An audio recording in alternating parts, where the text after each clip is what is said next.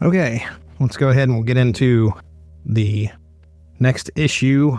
We're going to talk about issue number 4 and issue number 5 of Punisher. Now, before we get into issues 4 and 5, we need to introduce the main players in this two-part story. Frank Castle, still our lead, but this story is important because it brings in Microchip, the tech support figure who starts giving Frank's war on crime more resources and structure. We also meet Microchip Jr., which gives Micro a little more humanity right out of the gate. The main threat here is Reverend Sammy Smith, also known as the Rev, a cult leader who hides manipulation, paranoia, and violence behind religion. Around him are figures like Sadie Smith, Byron Gresham, and Kina, who help make his operation feel larger and more dangerous. Then we have civilians like Ray, Vicky, and Melissa White, who show us the human side of this story. The people who can get pulled into this kind of madness. So this is not just Frank going after another criminal. This is Frank walking into a cult story with innocent people trapped in the middle and a villain who thinks he has divine permission to control life and death. So we'll start with our discussion about issue number 4 here. So this kicks off with Frank Castle reconnecting with his longtime ally Microchip, or Micro, as I'll probably be referring to him here. He's a former weapons designer who supplies him with gear, including a replacement for his destroyed battle van, or at least he's looking into it anyway, and introduces him to his rebellious tech-savvy son, Junior. When an informant named Martin is gunned down after tipping Frank off about a mysterious group called the Church of the Saved, Frank follows the trail to Reverend Sammy Smith, a charismatic and unsettling cult leader. Going undercover, Frank infiltrates the church, earning the group's trust and eventually an audience with the Reverend, whose strange, almost hypnotic touch leaves a lingering effect on him. Tasked with retrieving incriminating documentary footage, Frank is drawn deeper into the cult's orbit, surviving a violent ambush and even experiencing what seems like miraculous healing at the Reverend's hands. But once he recovers the hidden tapes, Frank uncovers the truth. Smith is a manipulative zealot, willing to execute his own followers, and is now plotting something catastrophic involving plutonium. With proof in hand and the stakes raised to a potentially apocalyptic level, Frank prepares to bring the full weight of his war to the Reverend's deadly ministry. In The Punisher number 5, Ministry of Death, the name of the story, Frank Castle infiltrates Reverend Sam Smith's jungle compound in Guyana, where the preacher has built an armed, cult-like community preparing for a violent confrontation with the United States. Torn between his instinct to eliminate the Reverend and a lingering fascination with the man's mysterious healing touch, Frank plays along, training followers in weapon use while uncovering the full extent of the Reverend's paranoia, manipulation, and plan for mass revolutionary suicide using cyanide. As tensions boil over, marked by executions of dissenters and growing fanaticism, Frank finally acts, shooting Byron, his contact that kind of brought him into the church, and turning the compound against itself before confronting the Reverend in his home. As Frank is confronting the Reverend's sister, Sadie, intervenes, and the Reverend is accidentally shot after going for Frank's weapon. Frank seizes control long enough to halt the bloodshed by falsely framing the Reverend's death as a call for peace. Refusing to save the wounded preacher, Frank leaves Reverend Sam Smith to die, rescuing Ray White's wife Vicky and their child, and then returns them to the United States, walking away conflicted but resolute as he prepares to move on to his next mission. Okay, let's talk about issue 4 first, and my thoughts on issue 4. I gotta say right off the bat, this one felt like a step up from issue 3. Not a huge leap or anything, but definitely more going on here and more for me to grab onto as a reader. The biggest thing, and honestly probably the most important thing in this issue long term, is the introduction of Microchip. Yeah, we've heard his name before, but this is where we actually get to see him, see how he operates, and understand his relationship with Frank. And I like it. It doesn't feel like he's some guy that shows up to hand Frank weapons and disappear. There's history here. 10 years of history, according to what we're told. And he's helped design the battle van, he's been part of Frank's operation behind the scenes, and now we're finally pulling back the curtain a little bit. And then you got his son, Junior, who Yeah, I mean, he's your typical hacker kid. Anti-society, doesn't really care about the rules, kind of idolizes what Frank is doing in his own way. I didn't think he was too over the top, but he definitely fits a mold. But what makes him interesting, though, is knowing or at least suspecting that there's something more coming with that character down the line. So I'm kind of paying attention here. Now, the main story here revolves around this Church of the Saved and Reverend Sammy Smith, or the Rev. And I'll say this, the Rev works. Not necessarily because of what he does in this issue, but because of how he feels. There's a vibe to this guy. Mike Baron does a really good job of making him unsettling without having to go over the top. It's the way he talks, the way he interacts with people, the way he puts his hands on Frank. There's just something off about him. And that touch thing, I thought this was a really nice layer to add. It's not full-on mind control or anything like that I can see, but it sticks with Frank. He keeps thinking about it. It nags at him. And I like that it's not spelled out. It could be psychological, it could be something more, but either way, it adds this little bit of tension where you're wondering, okay, is Frank actually being affected here? Now, I never really felt like Frank was out of control in this book. I mean, there may be a couple moments where you kind of question it, but for the most part, he's still very much in charge.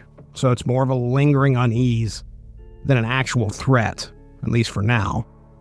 The cult angle itself is probably one of the more interesting parts of the issue because this doesn't feel like your typical street-level crime story. This feels like it's pulling from real-world stuff. Televangelists, cult leaders, the whole late 80s kind of cultural fear. And that grounds the story in a way that I think works pretty well. You can buy into this, you can see how something like this could exist. At the same time, though, the way the story plays out, it does feel familiar. We've got Frank going undercover. We've got the staged fight to earn trust. We've got him infiltrating the organization from the inside. It's all done well, but it's also very much the Punisher formula that we've already seen in just the first few issues of this series. There's a great ambush scene at the filmmaker's house that I thought worked really well. It's chaotic. The guy in the house is completely unhinged. It just reinforces how dangerous this whole situation is. Not just the Rev, but anyone connected to him. It's messy, but it's messy in a good way. And then you get to the bigger reveal with the tapes, execution, plutonium, all that. And yet the stakes definitely go up, no question. This isn't just a small-time operation anymore. Whatever the Rev is planning, it's big, potentially catastrophic. But here's the thing, and this is kind of where I land on the issue as a whole. This is issue 4. It raises the stakes, but it doesn't necessarily make the story feel more unique. It still feels like a standard Punisher story, just with bigger consequences. And I think that's kind of the theme with this issue. There's a lot of good pieces here. Microchip is a great addition. The Rev is a strong presence. The cult angle adds something different. The tension is there, and the action is solid. But it's all still playing within the lines. It's not breaking out and doing something that makes me go, oh man, this is going to be one of those Punisher stories I remember. It feels more like a solid, serviceable arc that's doing its job. Now, with that said, the cliffhanger works. I do want to know what the Rev's planning with the plutonium. I want to see how Frank handles it, and I'm interested enough to come back for the next issue. So overall, yeah, stronger than issue 3, definitely. Some really important developments, especially with Microchip, a villain that has great presence, even if he hasn't fully distinguished himself yet. And a story that's engaging, even if it's not quite stepping outside the formula just yet. We'll see if issue 5 can take all these pieces and push it into something more memorable. And as we get into issue 5, Ministry of Death, and kind of wrap up this whole Reverend storyline that we've been building, this is probably one of the stronger issues in the run so far. It's darker, it's got a memorable hook, and it leans pretty heavily into that whole Jonestown type influence, which you can't miss it. A cult down in Guyana, a charismatic leader talking about sacrifice and revolution, stockpiling weapons, talking about mass suicide. It's all there. And I think that real-world parallel does a lot of heavy lifting for the story. It gives it weight, it gives it tension, and it makes everything feel just a little more grounded than your typical comic book plot. So structurally, what you've got here is Frank finally reaching the point where he has to act. He's embedded with this group, he's been watching what's going on, and the deeper he gets, the worse it looks. You've got Byron, his friend here, the guy that kind of welcomed him into the compound. Byron's executing people who try to escape. And you've got the Reverend talking about revolutionary suicide. You've got this sense that things are about to go very, very bad for a whole lot of people. And when Frank finally makes his move, shooting Byron, that's the turning point. That's the moment where he snaps back into being the Punisher. From there, it's what you'd expect. Chaos breaks out, Frank takes control of the situation, and ultimately shuts the whole thing down. And that part works. Once the action kicks in, this feels like a very classic Punisher story. Infiltrate, assess, strike, and control the narrative afterward. Even the lie he tells Congressman Fryer, this is a guy who shows up at the compound at the very end, he tells Congressman Fryer that all of this was just factions within the group turning on each other. That's very in line with how Frank operates. He's not there for recognition, he's there to end the threat and move on. But where this issue really stands out and also kind of stumbles a little bit is everything going on with Frank before that moment. Because this fight might be one of the first times in this series where we really see Frank kind of shaken, for a lack of a better word there. He's conflicted the entire issue. He's questioning why he hasn't taken the Reverend out already. He's wondering what hold this guy has on him, and a big part of that is this whole idea of Reverend's quote-unquote touch, the supposed healing ability that Frank believes saved his life. Now, whether that's real or not is kind of left up in the air. The book doesn't show you anything overly supernatural. There's no visual cue, no big moment where you're like, okay, this guy definitely has powers. It all kind of lives in Frank's head. He gets shot, blacks out, wakes up alive, and now he's convinced that the Reverend did something to him. And that's interesting. That's kind of a real interesting idea. Because it puts Frank in a position we don't usually see him in. He's not just hunting someone down, he's hesitating. He's questioning himself, almost like loyal in a weird way to the Reverend because of that moment. And I think that's where the issue almost becomes something more. It feels like it's setting up a deeper psychological story, like we're going to explore what happens when Frank Castle, this guy who's usually so certain about what he does, starts to doubt that certainty. Starts to wonder if there's something else going on, something he doesn't fully understand. Once the shooting starts, that thread kind of drops off. Frank flips the switch, goes back into Punisher mode, and the story becomes about stopping the Reverend and ending the threat. Now, I don't think that hurts the issue. I don't think the action undercuts what came before. If anything, it just kind of defines what kind of book this is. At the end of the day, this is still a Punisher comic. It's going to prioritize the mission, the resolution, and the action. But it does feel like there was just a little more there that could have been explored. And it's not even that I needed a full explanation of the touch. Honestly, trying to explain that too much might have hurt the story. Especially in a more grounded street-level book like this. I don't know if I want this to suddenly turn into something supernatural. That's for later on down the line. But I did want a little more time with how it affected Frank, let him wrestle with it a bit more, let that hesitation carry a little further into the climax. Because as it stands, it feels like here's this really interesting internal conflict, and now we're moving on. The Reverend himself, though, I think works, again, really well as a villain. He's not just another crime boss or a military guy. He's manipulative, he's charismatic, he's dangerous in a completely different way. He's got these people completely under his control to the point where they are willing to die for him. And the book does a good job showing just how ugly that can get. But I don't know if he fully works as a foil to Frank. They're different. Frank's war is against crime. The Reverend's crusade is more about control, ideology, and whatever warped view he has of the United States. There's not really a sense that they're mirrors of each other. It's more like Frank has to break free from this guy's influence rather than confront some version of himself. And then you have the supporting cast. Byron works well enough, especially as the guy who kind of trusts Frank, which makes that turning point hit a little harder. Sadie, the sister of the Reverend, feels more like a setup for something else. We don't really get a full picture of what her deal is, especially with her own version of the touch. And Vicky, she's more of a plot objective than a fully fleshed out character. But the emotional beat at the end where Frank brings her and her child back home, that still lands. So where does that leave issue 5 overall? For me, this is a strong, memorable chapter in the run. We've only got 5 issues, but the setting works, the tone is darker, the villain is unique, and the story, it hits its major beat pretty effectively.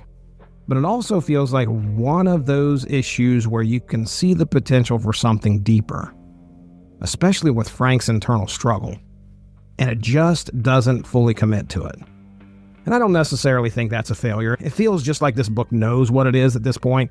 It's a Punisher story first, the mission comes first, the action comes first. I said that earlier. The deeper character stuff is there, it's just not the main focus right now. So yeah, a solid issue, one of the better ones so far, and definitely one that sticks with you a little bit more than the others. It just leaves you thinking that maybe with a little more time spent in Frank's head, this could have been something even bigger. And what about that plutonium? What was the big deal there? I thought we were going to get some kind of terrorist plot here or something like that. But that's just left out there. Maybe that, again, is something that could come back when Sadie returns, if she returns. And then we have also the fact that I was having a hard time keeping track who Vicky was. It took me one night to forget who Ray White was. The reader wasn't reminded of the fact that Ray White had a wife and a daughter that was in this cult, and Punisher was looking to try and possibly rescue them. It almost seems like it's a situation where Frank accidentally ran into Vicky White, Ray White's wife, and was like, oh, well, I can rescue her whenever I do what I came to do. Our creative team has stayed the same, by the way. It's still Mike Barron writing, Klaus Janson doing art and coloring, and lettered by Ken Bruzenak. So yeah, this will actually be the last time we see Klaus Janson doing the Punisher for quite a while. At least the Punisher series. He does hop back on to Punisher War Journal, number 11, doing inks in that book.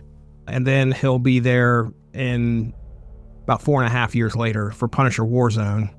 First 6 issues of Punisher Warzone as the inker there. So, all right, there we go.